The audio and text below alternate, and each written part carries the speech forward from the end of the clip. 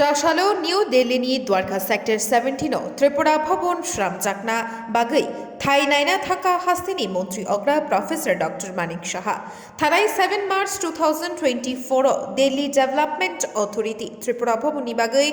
2930 square feet থাই নাইকোচাক তংমানি 23 সাল কিসানি ইয়াগুলোনো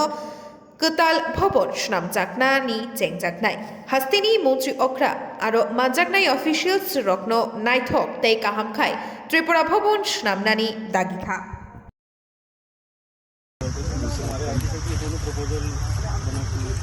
अभी हम लोग का ये प्लान था सर कि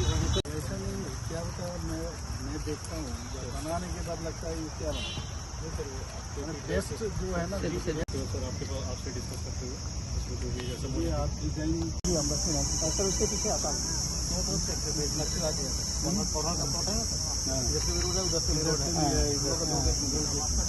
मुनिराज ये बगल में लगा लेंगे